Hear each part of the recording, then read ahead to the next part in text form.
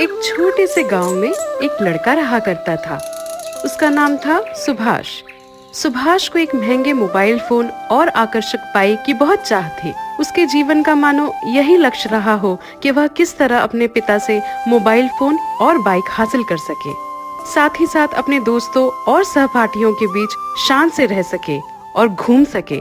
पर सुभाष के घर की आर्थिक स्थिति बहुत अच्छी नहीं थी, इसलिए वह अपनी इस इच्छा को पिता के सामने व्यक्त करने से घबराता था। पर जब भी वह अपने दोस्तों के बीच रहता, उनके स्मार्टफोन और बाइक सुभाष को बहुत लुभाते थे। ऐसे ही एक दिन सुभाष का मन बहुत खराब हुआ और दिल छोटा करके वह एक पेड़ के नीचे जा बैठा। वह ये सोच रहा था कि आज घर जाकर पिताजी से बात करता हूँ कि वह मेरे स्मार्टफोन और एक बाइक की इच्छा को पूरी करे। पहले से जो छोटा सा फोन है और उसमें ना तो कोई गेम खेला जा सकता था और ना ही कोई वीडियो देखा जा सकता था। यही सोचते हुए कुछ देर बाद सुभाष घर की ओर चल देता है। घर जाते हुए रास्ते में उसकी मुलाकात एक मित्र से होती है। बातों बातों में दोस्त यह कहता है कि वह अपने नए बाइक में अपने पिता के लिए भोजन लेकर जा रहा है। सुभाष बहुत देर तक उस बाइक को निहारता रहा और मन ही मन यह सोचने लगा, काश ऐसी एक बाइक मेरे पास भी होती तो कितना अच्छा होता। वह ऐसा सोच ही रहा था कि उसके दोस्त ने कहा, मित्र अब मुझे जाना है, मुझे देर हो रही है, मेरे पिता मेरी राह देख रहे होंगे। यह कहकर दोस्त चला जाता है और सुभाष अपने घर की ओर चल देता है। कुछ देर बाद अपने घर पहुंचकर वह देखता है कि उसके पिता चारपाई पर बैठे हुए हैं। वह डरते हुए यह बोल पड़ता है कि पिताजी, मुझे एक स्मार्टफोन और एक बाइक की बेहद जरूरत है और आपको किसी भी तरह मुझे ये दोनों चीजें खरीद कर देनी ही होगी। पिताजी उसकी बात सुनते ही बोल उठे, तेरा दिमाग तो ठीक है, तू जानता भी है क्या बोल रहा है? क्या तुझे हमारी आर्थिक स्थिति का पता नहीं? इतने पैसे मैं कहाँ से लाऊंगा? मुझे ये तो बता कि इस छोटी सी उम्र में कौन बाइक चलाता है और इतना महंगा स्मार्टफोन लेकर तू करेगा क्या?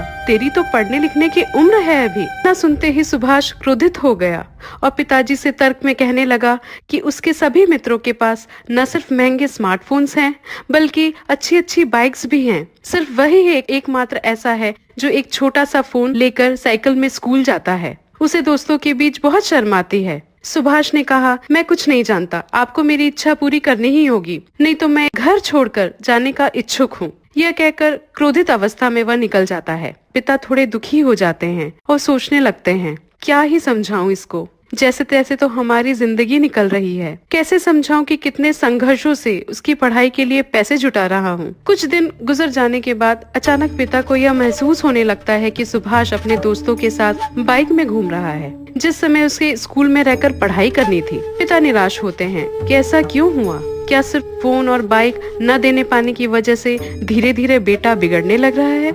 उसने ऐसा तो पहले कभी नहीं किया था। पिता कुछ देर तक ठहर कर सोचने लगे। अब पिता को पता चल चुका था कि यही वो समय है जब उनको सुभाष से बात करनी चाहिए। कहीं ऐसा तो नहीं कि बहुत देरी हो जाए। देर रात सुभाष और उसके पिता आपस में बात करते हैं। तब पिता कहते हैं, आज मैं तुम्हें ये बताना चाहूँगा कि हर चीज का एक सही समय होता है। तुम्हें समय से पहले अगर कोई चीज मिल जाती है तो उसका कोई मोल नहीं रहता और ना ही तुम उसका कोई मोल कभी समझ पाओगे। आज अगर यही मोबाइल और बाइक तुम्हें अपने कमाए हुए पैसों से खरीदनी पड़ती, तब शायद तुम इसकी अहमियत समझ पाते। यही चीजें अगर मैं तुम्हें खरीद कर दूं तो तुम रख नहीं पाओगे, क्योंकि इसे चलाने के लिए तुम्हें महीने का कुछ खर्च उठाना होगा। क्या तुमसे ये सब हो पाएगा? सुभाष ने झट से कहा, जी पिताजी, मेरे लिए संभव है, आप बस एक बार मुझे खरीद कर दे दीजिए। ठीक है, मैं 1 महीने के भीतर तुम्हें स्मार्टफोन और बाइक लेकर दूंगा, परंतु तुम्हें मुझे वादा करना होगा कि दोनों चीजों के पीछे का खर्च तुम उठाओगे, जिसके बारे में ना तो तुम मुझसे कभी बात करोगे और ना ही कोई खर्चा मांगोगे। अगर तुम सहमत हो इस बात से तो मैं भी तुम्हें खरीद के देने के लिए तैयार हूँ। यह सुनकर सुभाष मानो खुशी से झूम उठा और कहने लगा, जरूर पिताजी, आप मुझे खरीद कर तो दे, बाकी का खर्च मैं देख लूंगा। मेरे जितने दोस्त हैं वे सब भी तो मेरी ही तरह हैं और अपना खर्च खुद ही उठा रहे हैं, मैं भी उठा लूंगा, आप बिल्कुल भी फिक्र ना करें। यह सोचकर खुशी खुशी वह अपने कमरे की ओर चल पड़ा। 1 महीने पश्चात पिताजी सच में सुभाष के लिए एक फोन और एक बाइक लेकर आते हैं। यह देखकर सुभाष की खुशी का ठिकाना न रहा, मानो उसे जीवन में यह सब मिल गया हो जिसकी उसे इच्छा थी। अपनी खुशी का इजहार करते हुए उसने पिता को धन्यवाद किया और पिता ने सुभाष को यह याद दिलाते हुए एक बार फिर से कहा कि याद रहे, इसका खर्चा तुम्हें उठाना है। सुभाष ने हामी भरते हुए पिता से चिंता न करने की बात कही और वहाँ से चला गया अपने दोस्तों से मिलने। उसके दोस्त काफी खुश हुए कि आखिरकार तेरे पिता ने तुझे फोन और बाइक खरीद कर दे ही दी। चलो फिर देर किस बात की, जरा घूम कर आते हैं। इस तरह पूरे दिन घूमकर देर रात फोन पर यूट्यूब वीडियो देखकर वह दिन व्यतीत कर रहा था। जैसे ही दिन गुजरने लगे और महीने का अंत समीप आ रहा था, सुभाष को लगने लगा कि अब उसे पैसों की जरूरत है। बाइक तो मिल गई, पर पेट्रोल का खर्च उसे उठाना है। स्मार्टफोन तो है, पर इंटरनेट के लिए डेटा पैक उसे डलवाना है। अब वह सोचने लगा कि किस प्रकार पैसों का इंतजाम किया जाए। अपनी यह समस्या लेकर वो मित्रों के पास गया और अपनी बात रखी। तब दोस्तों ने यह कहकर उसे टाल दिया कि हमारी जरूरतों का खर्चा तो हमारे पिता ही उठाते हैं।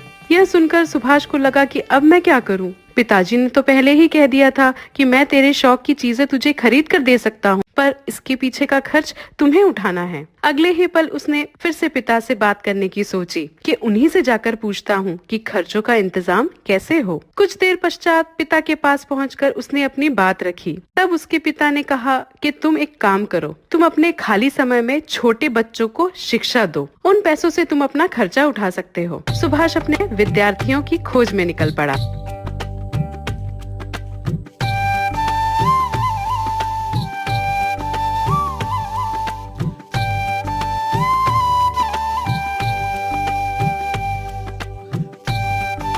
शिक्षा देते देते कब 6 माह गुजर गए पता ही नहीं चला। फिर एक दिन सुभाष को इस बात का एहसास होता है कि विद्यार्थियों को शिक्षा देते हुए उसे ना तो मोबाइल फोन की जरूरत पड़ी और ना ही बाइक चलाने की जरूरत पड़ी। तब उसे अपने पिता की कही हुई बात याद आई कि सच में समय से पहले मिली हुई वस्तुओं का कोई मोल नहीं होता। आज उसे ये लग रहा था कि मैं और विद्यार्थियों को शिक्षा दूं और इनसे अर्जित किए हुए पैसों से पिता के लिए कुछ करूं, खुद को मजबूत बनाने के लिए कुछ करूं। तब उसे इस बात का ज्ञात हुआ कि अब वो वक्त आ चुका है जब उसे अपने पिता से माफी मांगनी चाहिए अपने कहे हुए कथन के लिए।